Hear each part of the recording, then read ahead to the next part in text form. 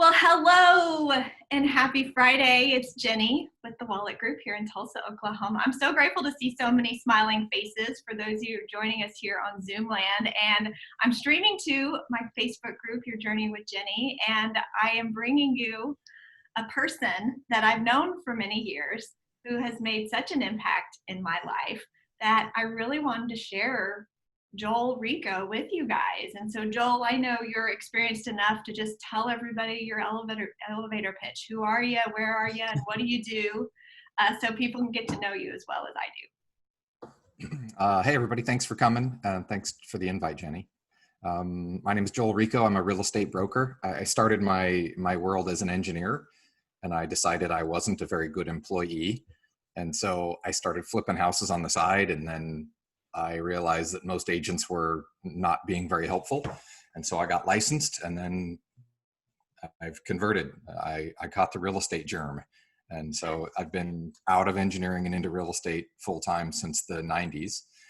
And yeah, as I started selling real estate, I had, from being an engineer to getting into real estate, like I was an engineer. I was good at crunching the numbers, but I was terrible at talking to people.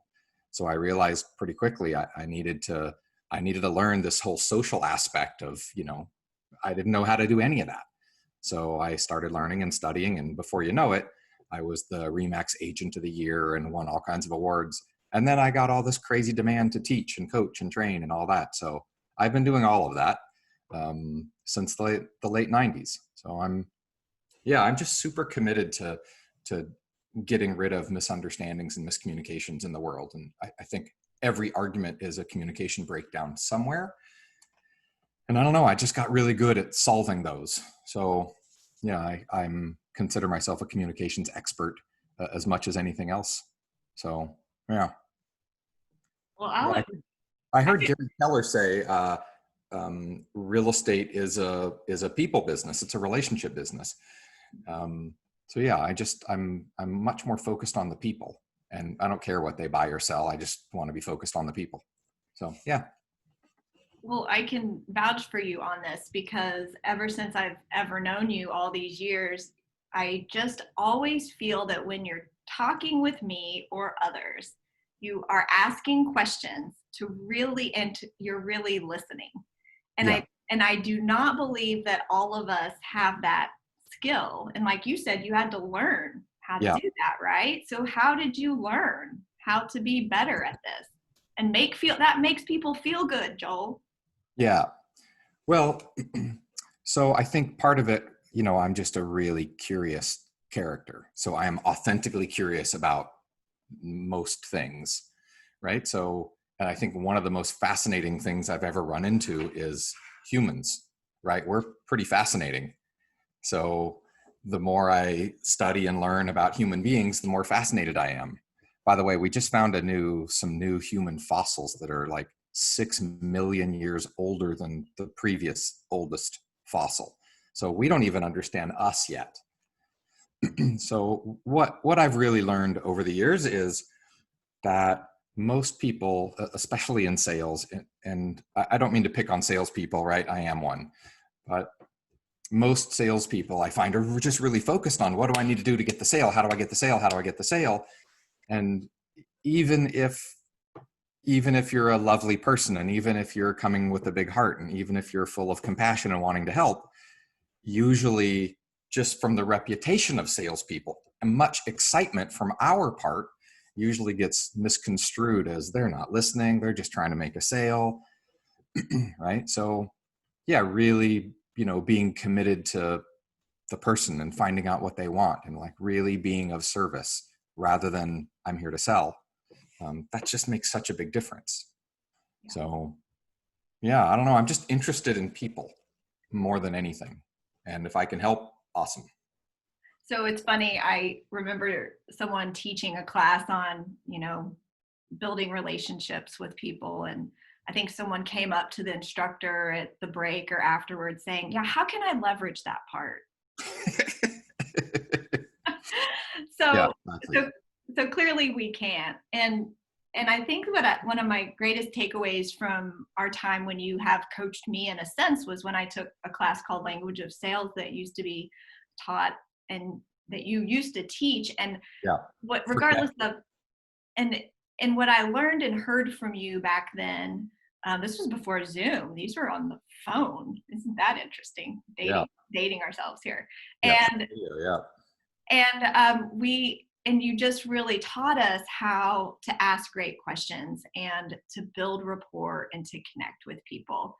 Yeah. And this really isn't necessarily what today's session is about, but I think that's what I learned from you.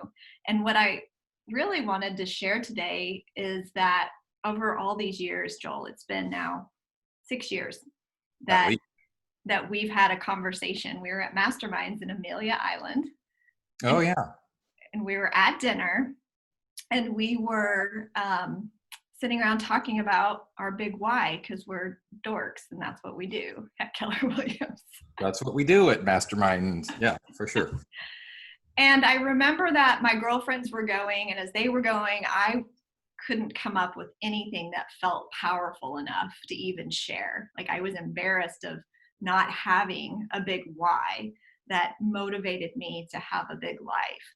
And so then you said in your matter-of-fact way, well, do you remember what you said? I remember the query, but I don't remember how I opened it. No. So I think you really just opened it like very matter-of-factly, like, well, Jennie, it's just the $20 million question. Yeah. So for documenting sake, because I tell this story all the time, would you replay this for me in your words? Okay, go. Sure.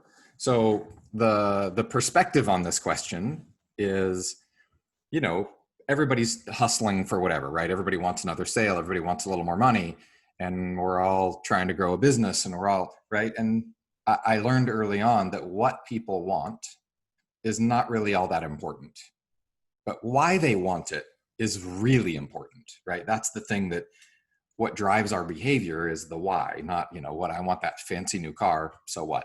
But why do you want that car? What's that going to do, right? So exploring the why is really where it's at. And I found in business people that finding out like where's this drive coming from, that just gave me more insight than anything else. And so I started asking people this question. If they say, hey, I'm stuck, or this is where I'm at, I would usually say, well, okay, if my goal of this question is, if I took money out of the equation, then what? And we've been so indoctrinated to chase money. Like, I need more money. I got to have more money. I got to have enough to retire. I got to have enough to do this. I need more. But the real question is, okay, if you didn't have to do that, right? What's really driving you? So the question that you're asking is, I would say to people, so, okay, if you won the lottery and you got a check tomorrow for $20 million, by the way, now 6 years later, I'm saying 50 million, 100 million, right? I want to make sure it's enough money that people, don't go up, I'd spend that. So if you had 100 million invested conservatively, it's going to make, 5 or 10%. So it's going to make 5 or 10 million a year in income. So if you had 100 million, what would you do first? And people always say the same thing. They say, I'd buy this, I'd buy that, I'd buy a shiny one of those, I'd buy a new house, I'd buy a house for my friend, I'd pay off my debts, I'd pay off my student loans, I'd do a college fund for my kids. I go, okay, your 100 million went up to 110 and you just spent 3 or 4. Now you still have more money than you had before. Now what do you do? And I would just stay on this cycle and say, okay, now what? Your 100 million is now 105. Now what do you do with yourself? Right? I do this, and I'd keep pushing people to say, well, now what? You still have all this money. You're still not out chasing money. Your money is growing faster than you can spend it. Now what do you do? And I would push people to the place of them being uncomfortable. And eventually they would say, like, it took 4 or 5 rounds of these questions before it would sink in, before they would like break the cycle of, I need to do it. I need to spend. The craziest thing about this, though, is every single person eventually got to a place where they'd say, oh, yeah, I would do this. This is what I would do. And my favorite part about this is I've asked hundreds and hundreds of people this question. Like, if you had 50 or 100 million, what would you do? And I've taken hundreds of people through this process.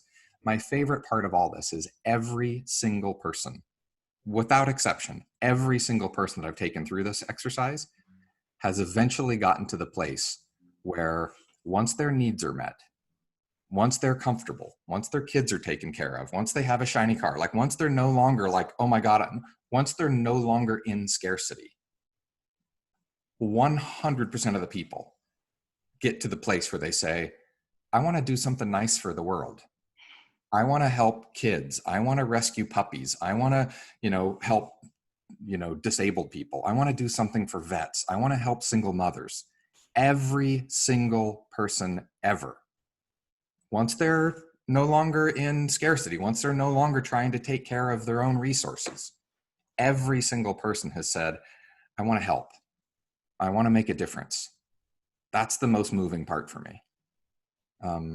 And then, the nice part too is once people realize like, okay, this is what I'm really up to, and they see past that I need to chase this money for me, then, now they're coming from a different place, right? They have a whole new reason for getting up in the morning.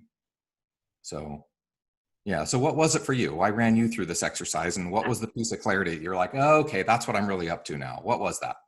Will you want me to read my journal from that morning at Oh, 4 even a.m.? better. Even better. So I woke up the next morning after you asked this question at 4 a.m. and I was not an early riser then, and I was definitely not a journaler then, unless I was in bold and faking it or whatever. And so I woke up, and on my iPad I journaled. And so you're right, it does always get back to what's in Yeah. our heart. What's in our heart? What do we care about? Okay, so I'll read this. I would fund a nonprofit to help high school girls to figure out what they are good at through behavioral tests or assessments, because I was learning all of those myself and discovering who I was, that they would get to know themselves and how their strengths can best help them to succeed in life, college, so that they will have confidence in themselves to have and find a career, a life, a company, a partner that they love and have their best life. And then on the 23rd, thoughts since the Joel Rico $20 million question. So you're in my notes. Here were my thoughts since then, a week later. I have woken up every morning with a new passion and purpose in my life. Instead of focusing on the negatives or the things, people out of my control, I've thought about and pictured my life with a fully developed, happy team where I get to lead and motivate them, and I'm able to do what is my passion: teaching, training, mentoring. Looking ahead in my mind has forced me to be more productive and alert today so I can build it for the future. After waking up at 4:30 a.m. after the Joel conversation, I came up with the idea of helping young ladies when they're in their most insecure high school, early college days to understand themselves and their natural, I should put this on a one-sheeter, behavior, and how to best communicate and understand and work with hers. This is from my background and desire to have had someone talk to me and help me at this age. This will help them have confidence in themselves and understand that we are all different and that's okay. That we all have skills and talents that make us unique and special. Bravo. Yeah, bravo. And so 6 years later, how has that manifested?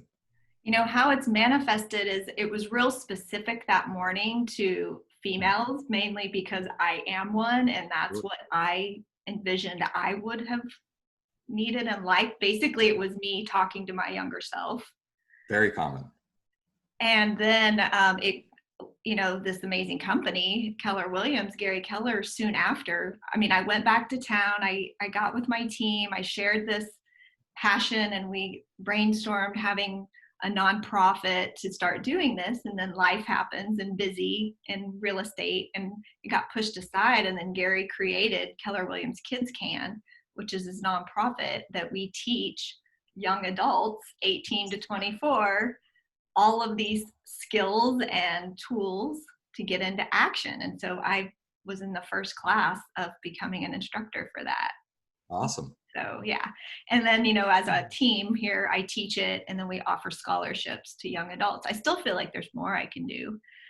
And Always. I feel like that passion specifically it's not as on fire as I would like it to be. And yet all of it really goes to all of my agent friends, because them help me helping them not waste the time that I wasted all these years of not having confidence in myself, talking to people and asking questions to make them feel important was more important than going for the sale. And that's where the loving on your database all comes from. And so I feel like I'm still living my passion every day when I get to communicate with agents. So enough about me. Thank you.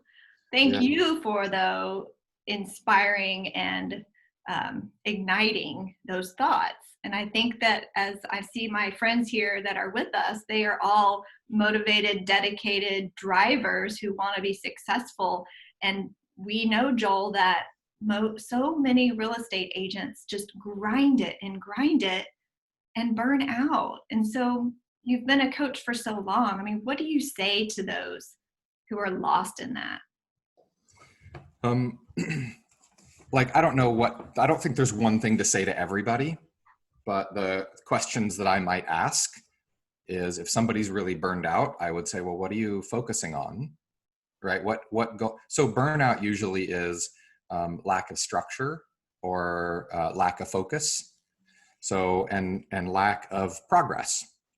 So if you're getting better and getting better and getting better, there's not much burnout, right? But burnout happens when you push and push and push and push, and you're paddling the boat as fast as you can and you're not going anywhere. People get frustrated. So burnout is they're not getting results usually. So I would ask, what is your focus, and what are you committed to, and what's working and what's not working? And everybody's going to have a little bit of a different perspective on that. What I find usually with salespeople is, I think I said this at the very beginning, is when we're really excited and like hustling, that's very often misconstrued as this person just wants a sale.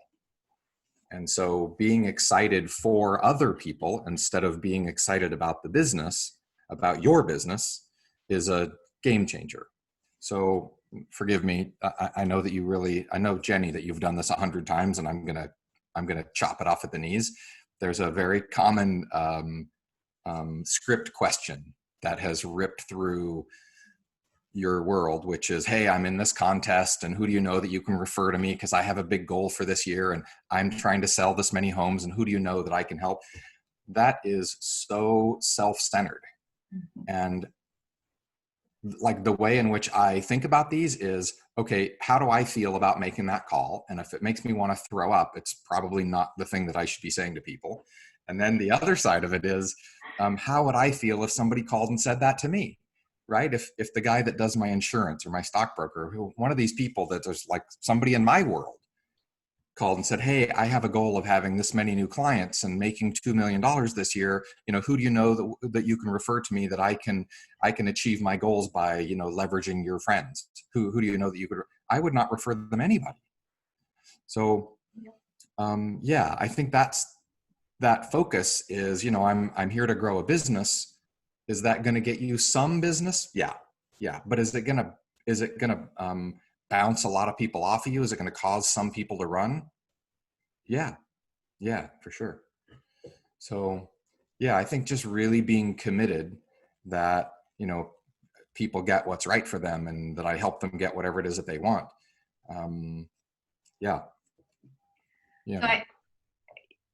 So many thoughts of what you just said, and I'll keep the snarky one to myself. I'll tell you. No, I'm happy for the snarky one. I'll take it. No, I'm with you. I took Bold a zillion times, the original, and it's not being taught anymore. So I can say this openly now with all of. It's not being taught anymore? Well, not at the old content. Oh yeah, it got revamped. Yeah.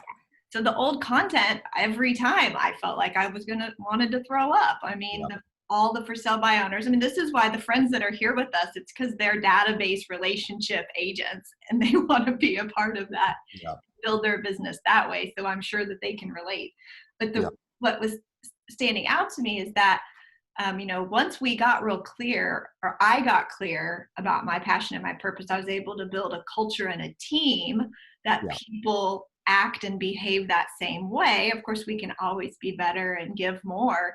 And then it's just become a part of our mission on our team is to give back to our community. So if we have had the call at the end of the year of, we have this really big goal, and when we achieve our goal, we get to give back to our community because we make donations from every closings to all of our clients' favorite nonprofits. So that was how we kind of swooped it back around. So that was going to be my question to you is, you said everybody, has in their heart their passion and their purpose. How can you coach people to discover that and then get it into their business plan somehow that does attract the right people into their world? Well, the hard part is, getting people clear on what they're really committed to. Like, right, do the $20 million question or $50, $100 million question and get real clear. Once the money's off the table, what is it that's driving you? So once you get clear to that, how do you institute it? I've seen people do it a lot of different ways. I have an old client named Mark who's up in Maine, and Mark says, I think it's 10%. I think it's 10% of all of his net income goes to this local animal shelter. And then every year he does this thing where he shows up at the animal shelter and they have a party, and he gives them a 4-foot long cardboard check, and he gives them he sells a lot of houses. He gives them an insane amount of money. Yeah. And it's, like you and helping kids get rooted in the right direction. This is just something that he's very passionate about. And so it's on his website, it's on his business card, right? 10% of all of our proceeds go to I don't think it's the SPCA, but something like that, go to the local animal shelter. And so, think of all those people that love dogs and cats and want to rescue strays. Why wouldn't they use him as their broker? Because they have a common mission. So once you get real clear that, you're here to, make a difference in the world, not I'm here to be a millionaire, I'm here to make a difference and help the world, then everybody wants to be a part of that, right? And people are going to jump on. So whatever your mission is, get it real clear and let everybody know that, like, any connection that you have with Jennie or the Wolek Group, you are contributing to this mission. I feel good knowing I'm going to be using a broker that they're just not making money. They're running this business and they're, uplifting the kids in the neighborhood or in the district. But that alone gets people that want to be a part of your cause.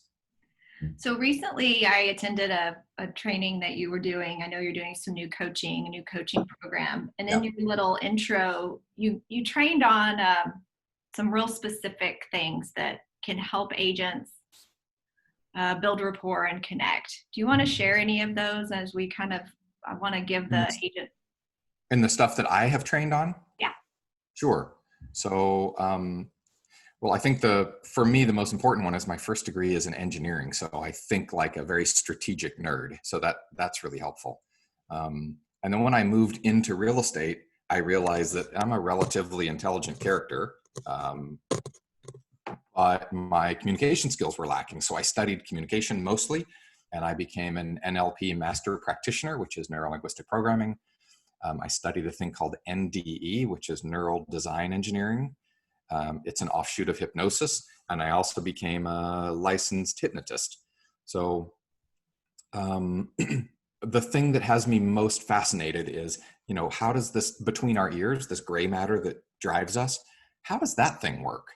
And how come, why do I believe what I believe? And why do I think the way I think? And well, I thought there was some breakdown between me and this other person, but they didn't seem to feel it. Why did I think that? So just trying to figure out, how my brain works has been most of that.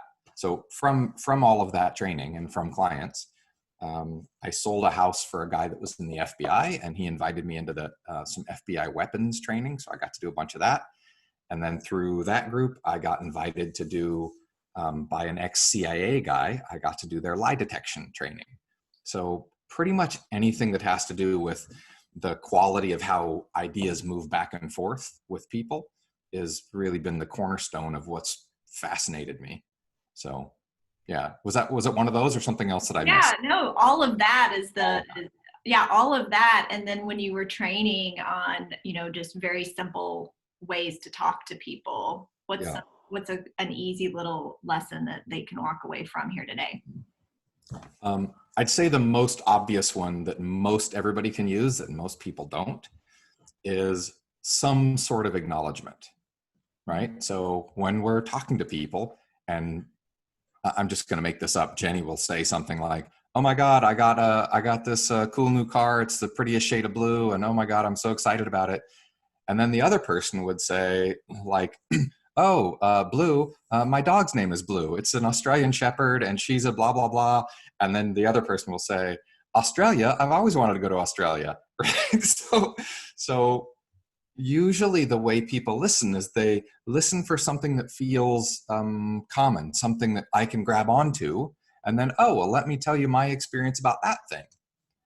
So the piece that's missing is the acknowledgement piece, right? So the most powerful way to do that is to not. Most people want to steal the microphone and say, oh, let me tell you my thoughts about that. Instead, I want to say, oh, you got an awesome new blue car. Good for you. What did you get? How did you pick that car? Oh, really? Right. So I want to, as a salesperson and as a facilitator of discovery conversations, right? What I really want is I want to be the host of a discovery conversation where all the good stuff bubbles up to the surface. And usually my preferences are not part of that discovery conversation. Um, so yeah, I want to host that conversation such that Jenny's going to tell me everything about it. And so I want to keep the conversation over there. I want Jenny to keep the microphone. And every once in a while, I want to come in and go, oh, really? How'd you pick that one? Oh, that was a really good choice. What do you, on a scale of 1 to 10, what do you think of that? Right. And I'm just going to let her talk, let her talk, and let her talk. And every once in a while, I'm going to say, oh, really? A 9? Wow. What would make it a 10? Right. So I'm just going to like jump in with a question. And my goal is to keep that conversation going and keep the conversation over there. Right. I want my client, my prospect, my buyer, seller, whatever. I want them to totally dominate the conversation. But I'm going to control the direction by saying, oh, that's a really good idea. How'd you pick that? Love that. So that giving them a little acknowledgement, saying, oh, that's brilliant. And what about this? Just that will transform the relationship instantly. I thought of one more I want you to share. Okay. You're so good at explaining how we get them to agreement. Yeah. How's that work? Well, Why does that work? so the short version of that is back up one conversation where one person says, oh, you got a blue car, my dog's name is Blue. So what happens is most people are looking for the thing that they feel comfortable talking about. And how can I put my foot back in the conversation? Oh, I have a blue t-shirt too. Let me tell you about mine. So instead of that, what I want to do is I want to find, instead of saying, oh, let me tell you about me, let me steal the microphone. Instead of that, what I want to do is I want to listen to the whole whatever and find the common ground. Right. So what most people do is they'll say, I just saw this new movie. Oh my God, it's the best movie ever. And I'll say, no, it wasn't the best movie ever. I think the best movie ever is this one. So immediately I'm starting by disagreement. Instead, I want to say, well, the best movie ever. Wow, tell me about that. Right. So I want to find the common ground. So what was it about that movie that made it the best movie ever? And they'll say, oh my God, it was this crazy sci-fi, blah, blah, blah. So whatever it was, I want to say, oh, I love sci-fi. Tell me more. So I want to find the common ground. So where we see this a lot and going to real estate agent lingo would be a seller wants X amount for their house. Exactly. Wow, you're 5 seconds ahead of me. I was just going to say that. Oh, so sorry. if a seller says, hey, I don't care what the comps say, I want 4 million, right? And I don't have data to support 4 million or whatever, a million, whatever. And so instead of saying like $1 million, can I have some of what you're smoking? Because these numbers don't line up, right? So instead of making them wrong, I'm going to say, oh, 1 million, that'd be great. I'd love to get $1 million for this house. That'd be awesome. I'd love to get 1,500,000. That'd be even better. Right? So before I have any sort of response, I'm going to say, that'd be great. That'd be amazing. I'm going to agree with whatever they say. Oh, I can, even if I don't fully agree with, I never fully agree, right? I can mostly agree. But even then, I'm going to say, oh, $1 million, that'd be awesome. Right. And now I can say whatever I want, but first I'm going to say, oh, yes, $1 million. That'd be amazing. That'd be great. Then I can say, well, can you show me how you came up with that number? Right? Help me understand how we can justify that number. But if you skip that part, and if you just go like $1 million, where'd you get that number? Right? Now I'm no longer an ally. Right? Now I'm an adversary saying, that's not right. This isn't going to work. That's not true. Instead, I'm going to say, yep, that'd be amazing. And so if nothing else, remember this, the most simple pattern when it comes to setting up some sort of agreement, my response is always some version of, yes, that's a great idea. Yes, that's a good point. Yes, I can appreciate that, comma. And what about this? Right? If you remember nothing else, remember that. Hey, the other agent said they do it for 4%. I go, yeah, there are some agents that'll do that really cheap for sure. Yep. And I can appreciate you wanting to save money. And why are you hiring a professional negotiator that's giving up their money and giving up your money as their first step in negotiating? Why is that? Why are you doing that? So no matter what, I'm going to say, yep, that's a great point. And what about this?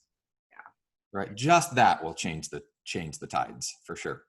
It does change it, and they see that you're working for them and you care about their interest. Yeah, and the thing that most agents don't get about real estate is what they're really looking for. What they're really looking for is they're looking for somebody to represent them, right? They're looking for somebody to represent their best interests and to represent their estate and to represent their equity. And they're looking for somebody to speak on their behalf. That's really what you're doing. Like hiring an attorney, they're hiring a real estate broker to represent their real estate or portfolio. They're looking for somebody to represent them. And if they say, well, we want this, and you go, that's a dumb move, you're not representing them, right? So the real question is, what happens if they do have a dumb move? What happens if they say, well, I want to do this, and you think, oh my God, I wouldn't let anybody I love do that. Are you kidding me? This is a fatal mistake, right? Then I'm going to follow the same pattern. I'm going to say, yep, I understand why you'd be attracted to that. I see why that might seem like a good idea. And have you considered this? That's it. So just that will change the table, right? Let them know that you heard them. Let them know that you're on the same side. Yeah, that's such a big game changer. And in real estate too, like they're not real estate experts, but hopefully we are. And so in most cases, you're going to know more than your client knows about real estate in most cases. And in most cases, they have whatever ideas they have. And so they think, whatever, hell, I'll just sell it myself. Yeah. Yep. You could. It happens. People do it. It's totally possible. Yep, you could. And have you seen the statistic that says that for sale by owners sell for like 12% under value? Sure, you save a few points in commission, but you give up 12% of equity. Have you seen that? So always take their side first. Always. Right? Because they're shopping for somebody who's going to be on their side. That's so valuable. I got so much from our time here together. Joel, do you have anything going on that people can find you, follow you, sign up for any kind of training with you? Sure. So you can just find me on Facebook, of course, Joel Rico. And then the course that you took was called The Language of Sales. There's a whole long history. I won't bore you with all that now, but I taught that course for a year, and then that course evolved into the next generation, which was called The Language of Agreement. And I taught that course for 3 or 4 years. And then now that work has evolved once again. And now it's a multimedia thing. So it's a slideshow and a Zoom call and all that. And it's now called Persuaded. And it's the Persuaded workshop is now part of Forward Coaching under the Ben Kinney umbrella. So we just launched one a couple of weeks ago. They are recorded. If you want to jump in, you can jump in late and listen to the first call or two in recording. And then if you want to be in it, the next launch will probably be after the first of the year. So, yeah. And I'll send a link to Jennie so she can share it with all of you guys and all that. There's always so much value in hanging out with you. I appreciate you so much. Yeah, thanks for having me. It's always a pleasure. You bet. I'll talk to you guys soon. Have an amazing Friday, and let me know some feedback if you guys learned something here today. Post it below on Facebook. Bye, Joel. Have a good one. All right. Bye, everybody. Happy holidays. Bye.